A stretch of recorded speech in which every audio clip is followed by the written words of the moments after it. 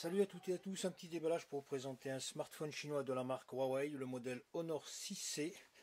Voilà, c'est un téléphone livré dans cette petite boîte bleue. Donc pour ceux qui l'ignorent, Honor c'est une marque du groupe ou la maison mère Huawei, donc qui fabrique tous les téléphones. C'est un modèle à l'origine qui était destiné spécialement au marché asiatique et qui portait le nom de Enjoy 6S. Donc il a été fourgué au marché occidental européen entre autres, sous le nom de Honor 6C, donc successeur du modèle 5C. Voilà, donc il est livré dans cette boîte toute simpliste en carton sur laquelle il n'y a aucune spécification technique excepté les coordonnées du fabricant. Donc Huawei Technology Investment Company Limited. Voilà, tout simple, hein. Donc j'ai déballé au préalable pour aller plus vite. Donc on a une clé pour déverrouiller le tiroir dans lequel on va intégrer carte SIM et carte SD. Deux stickers noir et blanc pour les apposer où on souhaite. Donc d'environ 50 mm de diamètre. La carte de garantie, le manuel de démarrage rapide en plusieurs langues, sur lequel je reviendrai tout à l'heure. Adaptateur, donc au niveau des accessoires, hein, c'est du générique, on va dire tagué Huawei.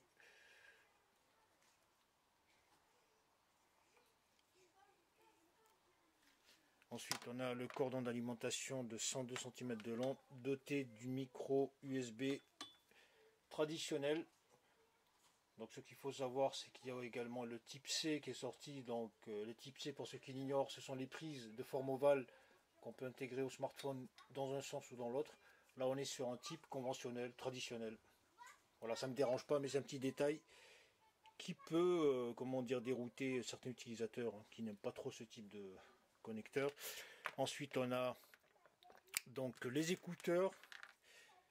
Donc ça change des écouteurs qu'on trouve sur pas mal de smartphones, du fait de la forme. Donc ils sont bien finis, avec cette forme semi-sphérique. Donc voilà, sur le Honor 6, j'ai pas la prétention d'avoir essayé ni le 5C ni le 6C. Bon, c'est un téléphone qui était sorti en Asie, qui était annoncé comme moyenne gamme et entrée de gamme pour l'Europe. Voilà, c'est pas une bête de course. C'est un téléphone polyvalent. Voilà, je dis ça parce qu'après je sais que j'anticipe un peu les questions. Est-ce qu'il est bon, est-ce qu'il est pas bon, est-ce qu'il est meilleur qu'un autre modèle? Ici on a la barre de contrôle du volume. Donc ce qu'il faut savoir, le téléphone quand on l'achète au préalable, c'est de définir un peu ses besoins tout simplement et son budget. Voilà, c'est les deux variables sur lesquelles il faut travailler. Donc il n'y a pas de meilleur téléphone qu'un autre modèle, dans le sens où quand on le désire, il est bon, quand on l'a, il devient moins bon, puisque au bout de quelques mois, on s'en lasse et on a envie de partir sur autre chose. Voilà, c'est comme ça que ça fonctionne. Voilà, c'est un entrée de gamme, polyvalent. Donc en termes d'ergonomie, vous voyez, il est très bien fini, hein. Très bien apuré, très bien fini. Donc au niveau des dimensions, je vais vous les donner avec le mètre. On est sur une longueur de 14,5 mm, 14 cm,5 cm. En termes de largeur, on est sur du 72 mm environ. Et en termes de hauteur, bon, je vais faire ça à l'œil comme ça, à peu près 6-7 mm. Voilà, très fin, très ergonomique. Voilà, donc on a la surface au-dessus, c'est du verre minéral. Donc il retient très bien les tâches, comme tous les smartphones. Au niveau donc arrière, on a je le rappelle, c'est un téléphone monobloc, c'est-à-dire que on ne peut pas ôter le cache. Voilà, ça aussi c'est un inconvénient pour certains. Ici au niveau de la coque, on a de l'alu brossé, donc vous voyez à l'image que les parties extrêmes, basses et hautes, sont différentes en termes de matériaux, bien sûr, vous voyez, puisque c'est du plastique. Pourquoi? Tout simplement pour laisser passer plus facilement les signaux, pour recevoir, hein, pour pouvoir téléphoner et recevoir la Wi-Fi, vous voyez. Donc ça c'est du plastoc et là de l'alu brossé. Donc en termes de fonctionnalité, je vais aller directement au catalogue, au manuel 18. Voilà, pour vous montrer précisément ce qu'il y a dans le manuel. Donc ici, donc tout en haut, on est sur, j'ai un problème de focus. Donc la prise casque en 3.5, la jack est ici. Ensuite on a bon, je vois même pas, microphone réducteur de bruit, donc il est ici, c'est le petit bouton là, le petit trou là. Ensuite on a le flash, donc vous voyez Au niveau du capteur, on a un capteur plutôt de forme circulaire que carré ou rectangulaire. En dessous, on a le capteur digital, hein, d'empreinte. Donc à ce qu'il paraît, j'ai pas eu l'occasion de le tester, il est très réceptif, donc il réagit très vite. Donc c'est marqué ici empreinte digital scanner. Ensuite, on a témoin lumineux de statut. Donc on est sur la face avant, on a deux boutons témoin lumineux de statut, le bouton haut gauche et le bouton capteur de luminosité, bouton haut droit. Au milieu desquels donc il y a l'écouteur, bouton l'écouteur, c'est la barre. Ensuite on a, bon je préfère regarder l'autre côté parce que je vois pas bien. Bouton de volume, donc bouton physique, volume et mis sous tension. Bon, c'est un avantage, hein. Personnellement, je préfère les avoir du même côté plutôt que répartis sur les deux côtés. Voilà, donc on a un accès rapide, donc des boutons en alu, très discret, relativement plat. Donc je ne sais pas si vous allez bien les voir.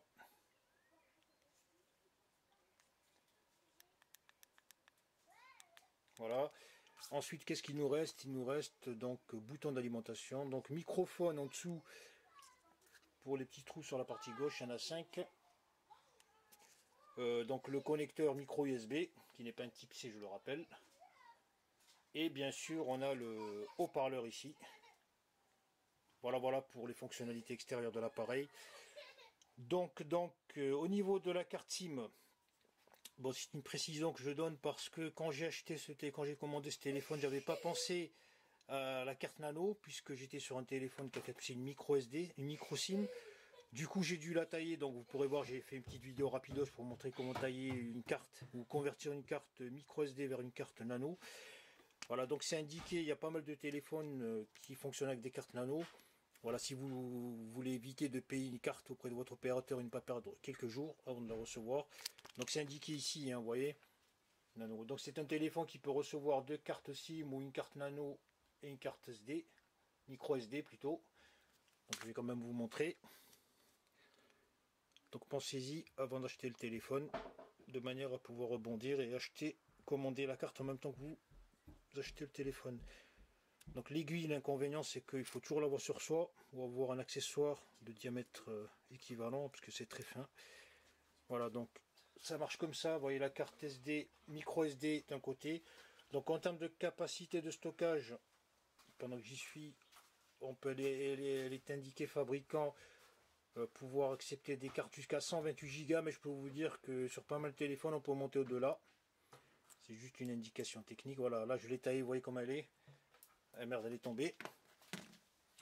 Donc ça c'est la carte à l'origine que j'avais en micro SD que j'ai mis sur que j'ai taillé en anneau. Voilà, le tiroir ressemble à ça.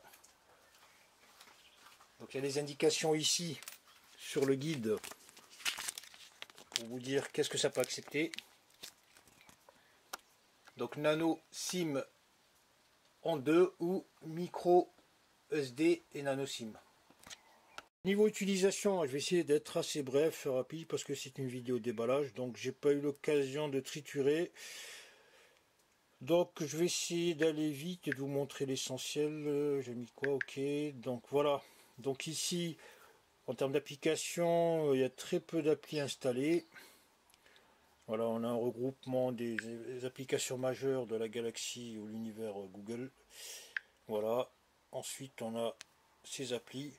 Donc je vais commencer par donc paramètres, vite fait, bien fait. On va aller à propos du téléphone.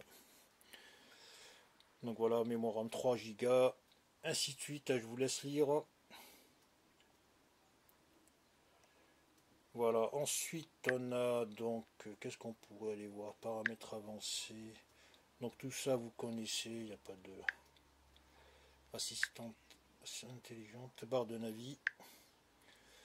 Donc si on souhaite modifier les icônes, sélectionner une combinaison de boutons pour navigation, on va dire celle-là par exemple. 4 c'est quoi ça? 1, 2, 3, 4, allez on va mettre celle-là par exemple, ok. Hop, il m'a rajouté le petit truc ici, vous voyez. Je reviens à l'install par défaut, et hop. Voilà, donc pour ça, bon ici, donc le petit carré c'est pour accéder aux fenêtres, le petit rond pour accéder à l'accueil, et marche arrière pour le triangle. Voilà, on supprime les fenêtres qu'on souhaite fermer. Voilà, voilà, donc pour l'appareil à photo, je le rappelle, je découvre en même temps que vous, donc on a les fonctions, alors je ne sais pas si vous allez bien voir, c'est écrit juste au-dessus, Light Painting, ensuite on a embellir, on peut régler le niveau de qualité, ensuite on a photo, donc photo normale, vidéo, time-lapse, ici on a une petite fleur, je ne sais pas si vous allez la voir, alors qu'est-ce que c'est? Ça c'est pour les effets, donc mono, impact, gris. Voilà, ensuite marche arrière. Qu'est-ce qu'on a d'autre? Bon, je vais prendre une petite photo pour vous donner une idée de ce à quoi ça ressemble. On va essayer de faire comme ça plutôt. Donc on va dans l'album. Donc ça ressemble à ça. On peut zoomer.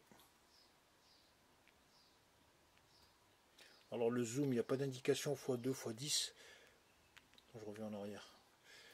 Donc ici, bon, ça zoome assez largement.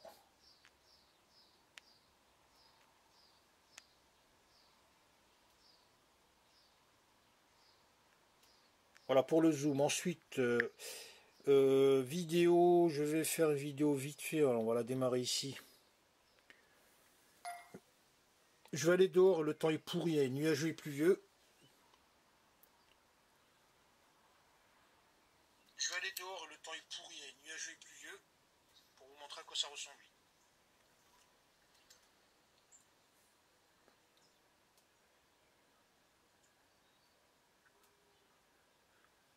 Voilà, en termes de qualité vidéo, c'est correct, vu le temps qu'il fait. Donc, qu'est-ce qu'il y a d'autre? On va dégager d'ici. Donc, timelapse, on l'a vu. Bon, appareil photo, on a les modes ici.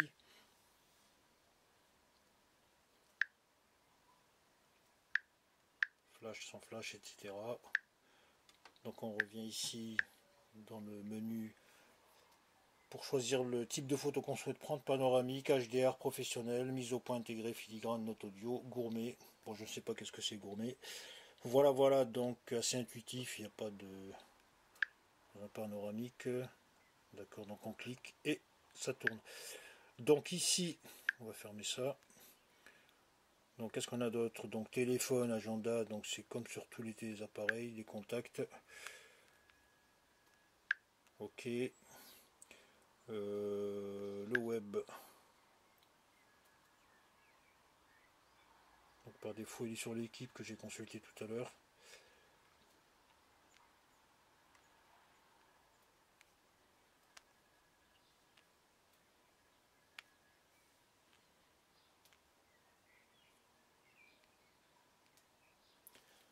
Voilà, voilà, donc tu dégages, on va voir vite fait, qu'est-ce qu'il y a d'autre? Galerie, donc on accède à toutes ces photos. Donc, je vais vous montrer par exemple des photos que j'ai prises en Allemagne.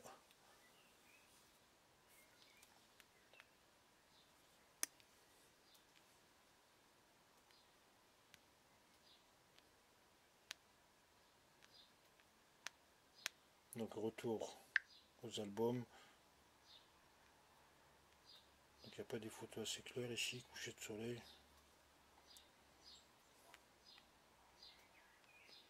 Donc on peut accéder aux vignettes.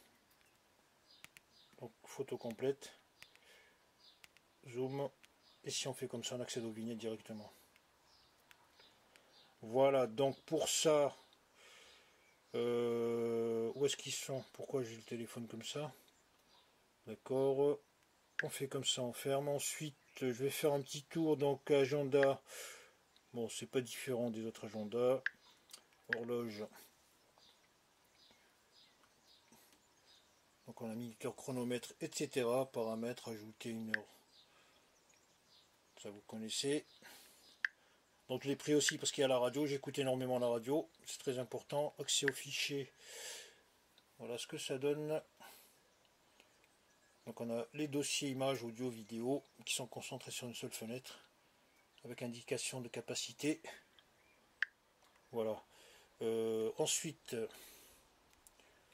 on va faire un tour gestion du téléphone. Donc les différentes fonctionnalités qui permettent de bien maintenir son terminal pour l'optimiser, gérer les flux, les spams, etc.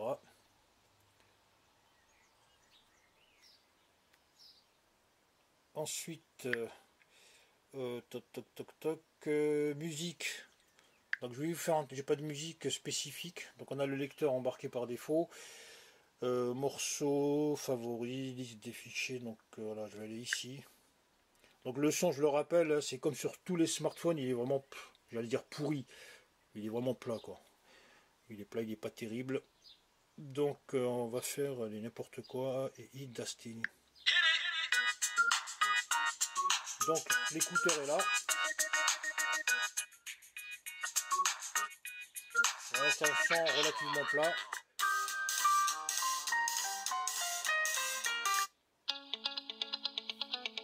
Voilà, ça c'est les sons livrés par défaut avec le téléphone. Ça j'ai fait. Alors on peut accéder à cette fenêtre.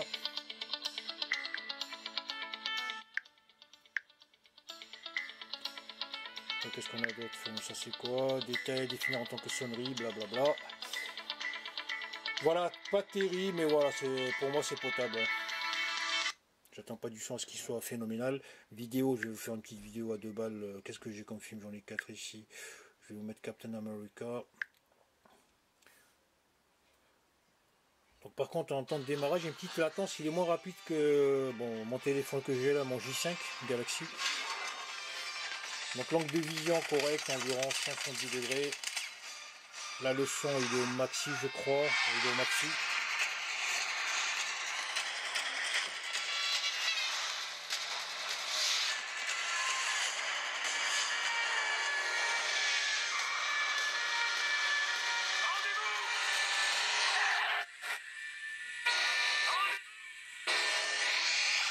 Donc possibilité de faire avance rapide, il y a un petit cadenas qui permet de verrouiller l'écran et le cours du film. C'est-à-dire que là je ne peux pas l'avancer. Quoique là il faut le verrouiller d'abord. Voilà, il est verrouillé. Par contre lorsque je déverrouille le cadenas, je peux avancer ou reculer rapidement. Ensuite on a possibilité de passer en mode vignette. Sur l'écran, voilà, on a le film. Bon, il y a un petit temps de latence, il n'est pas très rapide. Voilà, il bouge pas, on peut le faire bouger plutôt.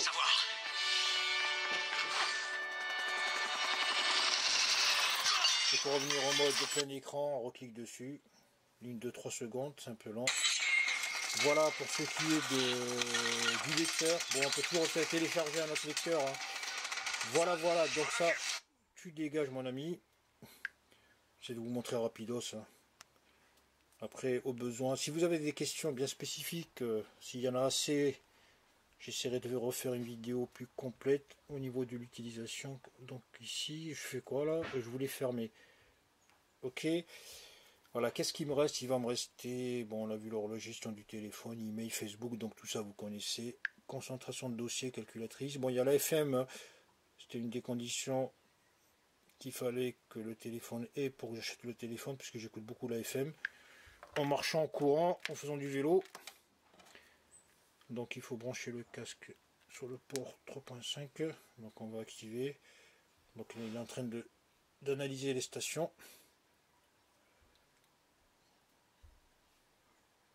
Donc en termes de... Bon, il est un peu lent quand même par rapport au téléphone. Donc là on a le son. Est-ce qu'on peut le mettre en ampli, en haut-parleur directement? Donc ici il m'a trouvé les chaînes. Donc je peux les favoriser ou les défavoriser. Je vais aller par exemple au Moscato Show, on leur fait un peu de pub, que j'écoute beaucoup. Donc ici, est-ce qu'on peut, je ne sais plus qu'est-ce que j'allais faire, voilà, le mettre en haut-parleur, alors on peut pas, sur ce lecteur, recherche station programmée, non on peut pas le faire, c'est un peu dommage. Donc là je suis à fond. Bon le son il n'est pas vraiment terrible. Hein. Il est vraiment un peu en deçà du son sur pas mal de smartphones. Bon bref, c'est pas... Par contre aux oreilles ça sonne fort. Voilà, voilà, donc ça c'est fait. Tu circules. Voilà, pour le reste, ça va être des applis à télécharger au besoin. Voilà, voilà. Donc en gros, voilà un téléphone autorisé à accueillir, accéder à vos contacts refusés. Voilà un téléphone très ergonomique, relativement léger, bien fini, entrée de gamme, polyvalent. Pour ceux qui sont intéressés, pas un téléphone pas trop cher, je le rappelle, 199 € avec une ODR, donc une offre de réduction de 30 €. Constructeur jusqu'au 31 juillet 2017 si ma mémoire est bonne. Voilà, voilà, 169 €, ça vaut le coup d'avoir un téléphone de ce type. Voilà, si vous avez des questions, bien sûr, n'hésitez pas à me les poser. Je vous remercie d'avoir suivi cette vidéo et à très bientôt.